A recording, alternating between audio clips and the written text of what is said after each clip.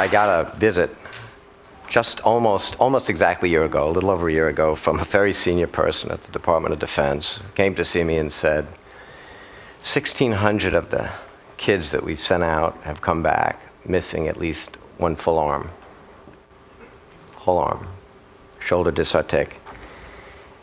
And we're doing the same thing we did for more or less that we've done since the Civil War, a stick and a hook, and they deserve more than that. And literally, this guy sat in my office in New Hampshire and said, I want you to give me something that we can put on these kids that'll pick up a raisin or a grape off a table. They'll be able to put it in their mouth without destroying either one, and they'll be able to know the difference without looking at it. You know, add efferent, afferent, and haptic response. He finishes explaining that, and I'm waiting for the big 300-pound paper proposal, and he said, that's what I want from you. I said, look, you're nuts. That technology is just not available right now, and it can't be done. Not in an envelope of a human arm with 21 degrees of freedom from your shoulder to your fingertips. He said, about 24 of these 1,600 kids have come back bilateral. You think it's bad to lose one arm? That's an inconvenience compared to having both of them gone.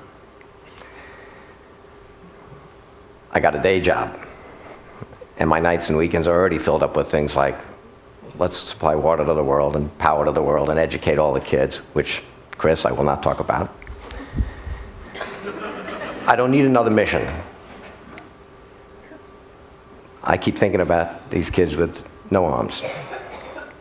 He says to me, we've done some work around the country. We've got some pretty amazing neurology and other people.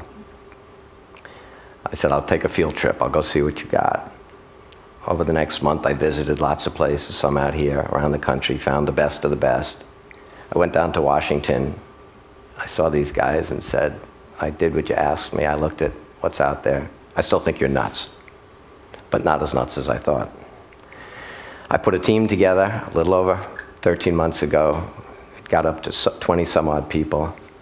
We said, we're going to build a device that does what he wants. We have 14 out of the 21 degrees of freedom. You don't need the ones in the last two fingers. We put this thing together.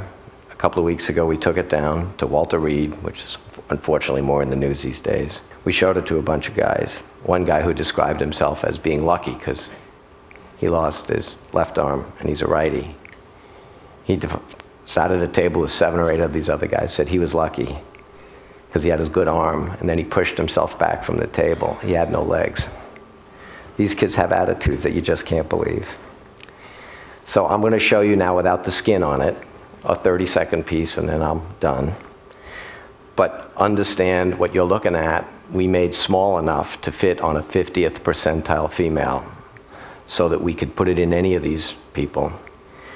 It's going to go inside something that we're using CAT scans and MRIs of whatever is their good arm to make a silicon rubber, then coated and painted in 3D, exact mirror image of their other limb. So you won't see all the really cool stuff that's in this series elastic set of 14 actuators, each one which has its own capability to sense temperature, pressure. It also has a pneumatic cuff that holds it on, so the more they put themselves under load, the more it attaches. They take the load off, and it becomes, again, compliant. I'm going to show you a guy doing a couple of simple things with this that we demonstrated in Washington. Can we look at this thing?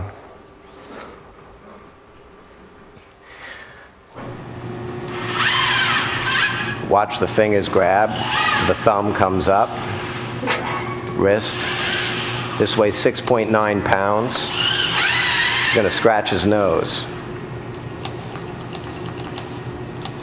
Got 14 active degrees of freedom. Now he's going to pick up a pen with his opposed thumb and index finger.